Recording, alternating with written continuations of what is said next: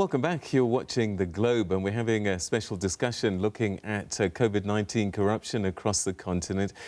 For those of us here in South Africa, it's been very well documented, and we're just trying to get a sense of what's happening across the continent. And we're hearing some pretty serious stories playing out. And Mr. Koda, just before the break, I said that we want to try and understand. We've got a continental body that we've got things like the Africa Peer Review Mechanism, where we look at each other and discuss each other's problems quite honestly. And I just wonder how this kind of corruption is allowed to continue when we have a continental body with all the tools in place to make sure that citizens across the continent are taken care of.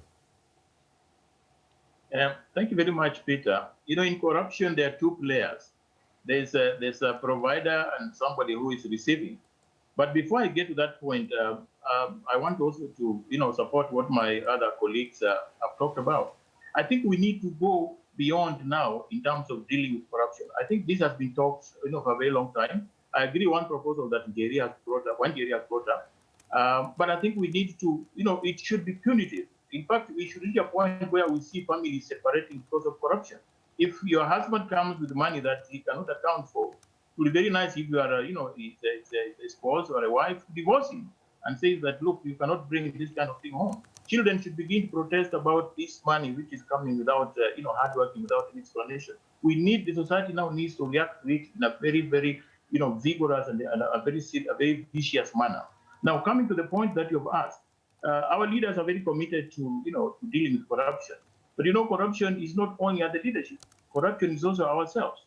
And I think it is important for us as the citizens of Africa, as the citizens of our country, to start seeing this corruption. Corruption works at a certain level. But who are these people who are doing corruption? They are the business people. These are the people that are voting for these leaders in power. So they're using that leadership position to enrich themselves. So what I'm seeing, the African, union leaders are very committed. I've attended quite a number of meetings where the leaders sit down. And when they talk about this, then you can see how committed, how serious they think that these things should be sorted out. But now we need to help our leaders to bring this into the ground. And I agree by what my brother Kwame has said, that organizations like the Africa 55 States, organizations like Pan-African Movement Organization, and many others, ECOSOC is an umbrella for the civil society organization. And I think it is the entry point to the citizen, it's the entry point to the people, working with the people to find out issues which are bedeviling us, issues which are affecting us. And our role is to provide advisory opinion to the leaders on how to make policies and on issues that are affecting the society like corruption. Our role is also to execute, the activities and the agendas and popularize the agendas that the African Union leaders have developed. So I think we have a very important role as ECOSOC to reach out to the people through the network of the civil society, the network of the NGOs, the network of the private sector, the other non-state actors, so that the people can be educated, the people can be sensitized, and the people can understand that corruption is not only about winning tenders in government or winning tenders in corporation, but it's also about a small person getting a bribe to push for you a car, a small person getting money to do this and this. Corruption has actually penetrated the society in a way that it is now everywhere. So for me, my entry point would be, yes, as our leaders try to deal with it, and also we know the implications that are there as they try to fight this, let us also, the citizens, through the ECOSOC, through the network of the CSOs, like what Jerry is trying to do, so that we sensitize the people. We make noise enough to make the government realize that no, corruption cannot be continued anymore. But we don't want to look at this as if corruption is a leadership issue. Corruption is an issue that has entrenched the society, and it's upon us, of the citizens, to find ways and to fight very hard to eradicate it. All right, we're running out of time, so I'm going to ask all of you perhaps just to share a final thought in about a minute each or something, how we can turn this tide, because I do think, as we've heard from you, Mr. Koda, and some of you others as well, there seems to be a culture that's just perpetuated over time, and we've been using different languages. In my home country, Zimbabwe, we call it Chioko Muhomwe, which is, we use euphemisms instead of calling a thing a thing.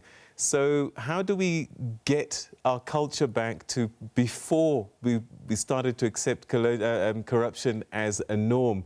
Let me start with you, Kwame, in Ghana. Your final thoughts on how we can take back our lives, literally. Thank you, Peter. Again, like how Wanjeri said, that we should start calling this thievery is not really corruption, it's thievery, because in our society, in African society, we really don't have a word for corruption, but accurately, the word is thievery. These people are stealing from us. But also we need to recognize that this money is coming from somewhere.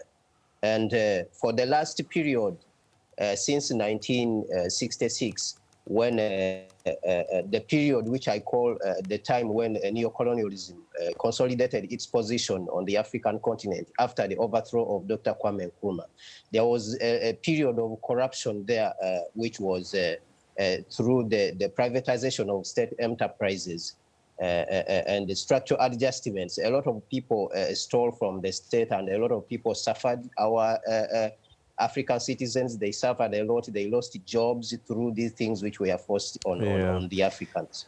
But there is some people who are benefiting all the way from Wall Street. We're running out of time, unfortunately, so I'm going to give the last word to Wanjeri, but you've literally got 30 seconds, Wanjeri. Give us a parting shot.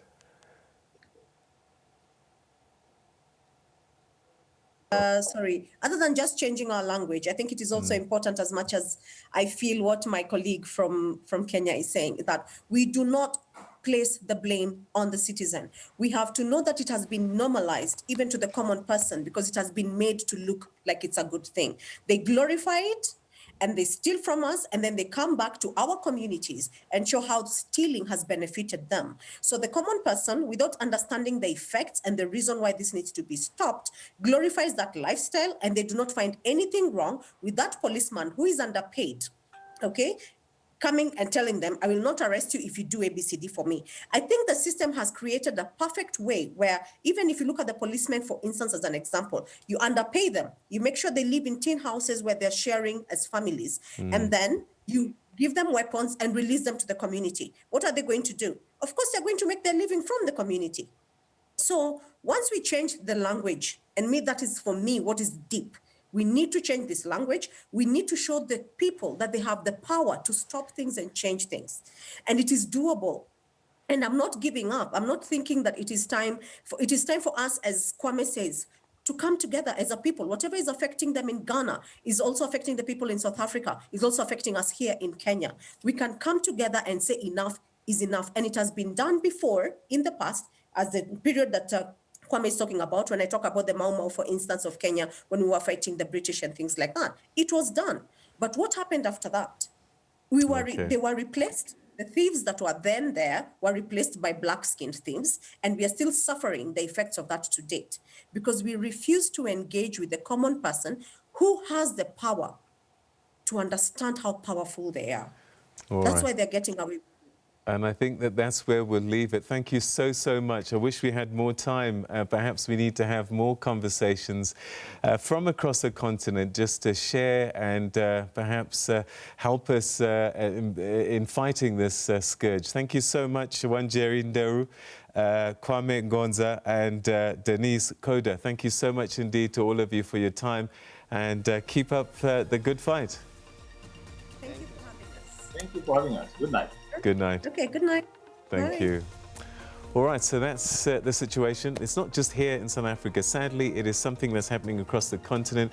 We must call a thing a thing. Let's use other words other than corruption. Let's call it thievery. You can also share your... Understand what's being stolen from us. All right, that's the Globe for now. We'll be back at the top of the hour.